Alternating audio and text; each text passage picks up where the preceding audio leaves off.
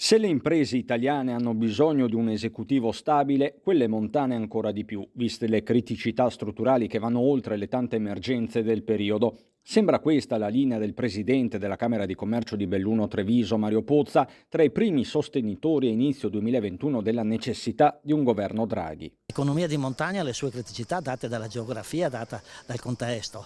Abbiamo problemi maggiori in queste realtà montane perché ovviamente ci sono meno servizi, ci sono meno disponibilità ovviamente rispetto alla pianura. E questo con paradossi ancora più evidenti se si guarda all'altro fronte, ovvero la carenza di manodopera nei settori di eccellenza, quelli più vocati all'export e che nel breve periodo potrebbero avere un rialzo della domanda vista la parità raggiunta tra euro e dollaro. Abbiamo però dei settori forti come quello dell'occhialeria, come quello del freddo e della meccatronica che stanno soffrendo per mancanza di personale e soprattutto un problema che è quello del giorno d'oggi, approvvigionamento delle materie prime che sono schizzati, quindi c'è una forte speculazione, carenza di manodopera cronica ormai perché la montagna si sta spopolando e quindi in montagna è ancora di più, e l'altro aspetto ovviamente sono i costi energivori che sono ormai fuori controllo e rischiamo di di mettere le imprese fuori mercato. Nel turismo lo scenario più paradossale con l'ultimo report dell'ente camerale che evidenzia come la difficoltà di reperire cuochi e camerieri sia quasi del 50% sui 1300 ingressi previsti nei mesi estivi.